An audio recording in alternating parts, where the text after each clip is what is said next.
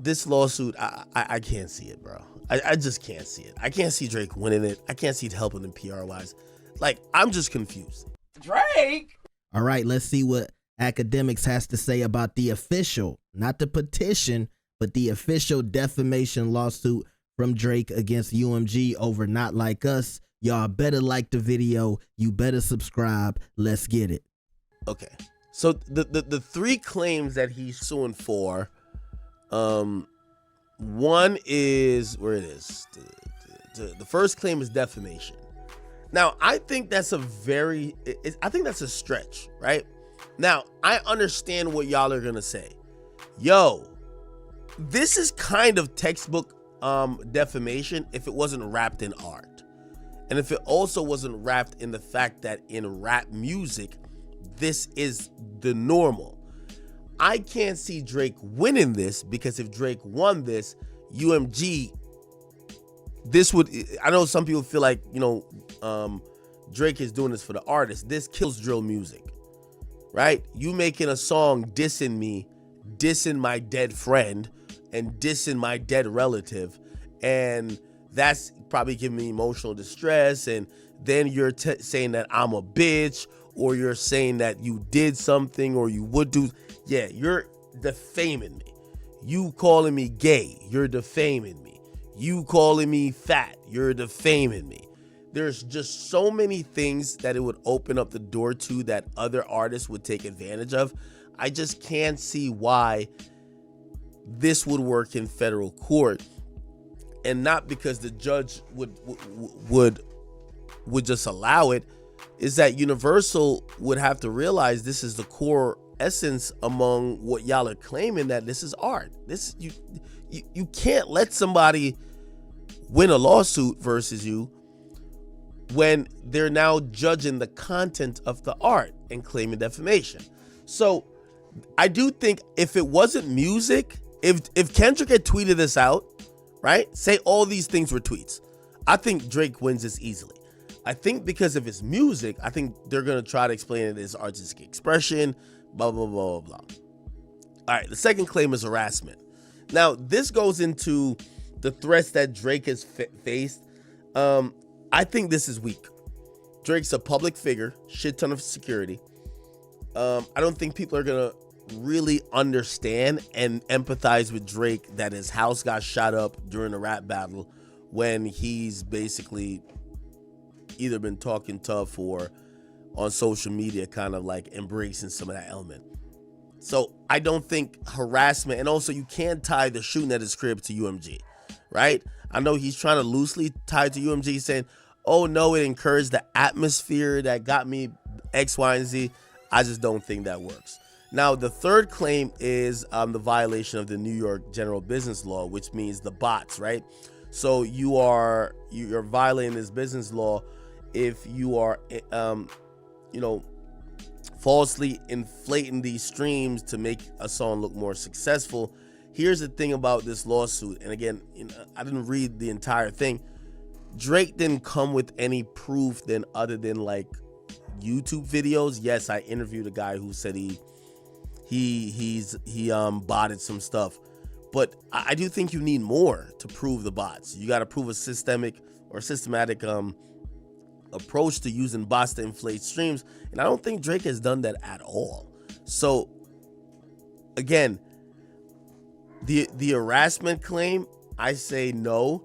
This third claim, unless Drake gets something in discovery that could show that definitively bots were used, and even then I think the record labels are going to fight this tooth to the nail, just because if they're paying out because somebody used bots and that song got popular, they're gonna have to pay a lot of other people out who would probably claim the same. So these things are principal lawsuits that I believe that we're gonna watch Universal defend it rigorously, because they can't allow Drake to remotely win any of these things, and subsequently it's not helping the industry, it's ruining the industry, because now they got to monitor the content that other artists put out, which wouldn't be good for them. Now, there is apparently a part where he says anti-Semitism, which is like, that's kind of odd. I think this was a bad idea to use an anti-Semitic angle. I think it was a bad idea to use streamers. This lawsuit, I can't see it, bro. I just can't see it. I can't see Drake winning it. I can't see it helping him PR-wise. Like, I'm just confused. And this is why I don't want to speak remotely for Drake with this. Drake got to come and help us understand what the fuck this is about, bro. This just doesn't make any damn sense. You get what I'm saying? Yo, you trying to cite reasons for the lawsuit by saying they called you a colonizer is like, come on. I really just don't know, bro. I think Drake's is gonna eventually drop this lawsuit. I thought the petition was gonna be dropped. Obviously, it was dropped, but then it's refiled as a lawsuit. I think Drake is gonna try a few releases. They're gonna let him release it. They're not gonna touch it, and we're gonna start seeing Drake bleed. Second of all, there are some things we're gonna find out. Well, before I get to second of all, I give a slight critique. You know, I hate this lawsuit. The lawsuit uses public information rather than Drake's private information that he has with his label. Yes, we understand that DJ Akademiks interviewed some guy who botted some streams for Kendrick. That's cited in the lawsuit. Funk Flex talked about payola that happens on radio. That's cited in the lawsuit.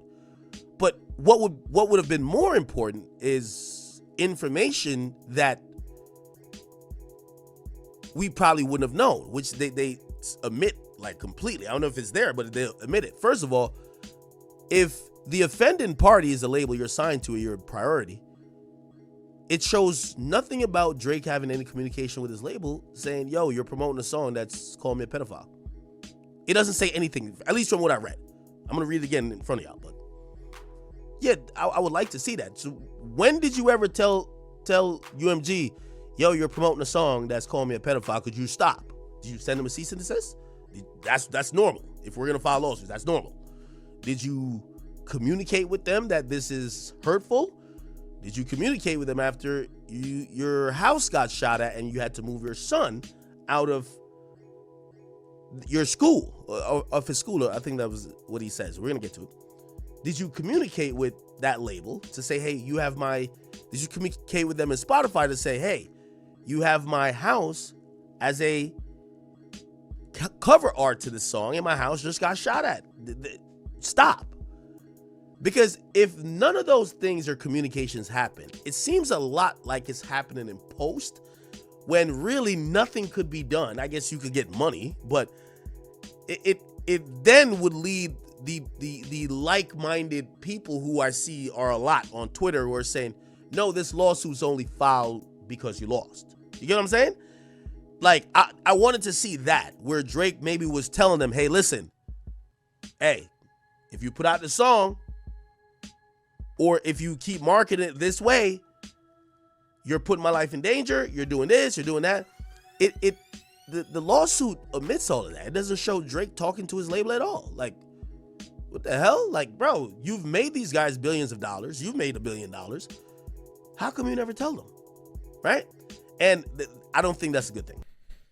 What can Drake do if his biggest ally and his biggest supporter does not even support this lawsuit? What can he do? What can he do? Akademiks is saying he does not see Drake winning this lawsuit. Has the world froze over? Has the sky turned purple? What's going on here? Is this some type of power play for Drake? Is he just threatening this lawsuit? Yeah, he filed it, but they haven't went to court yet.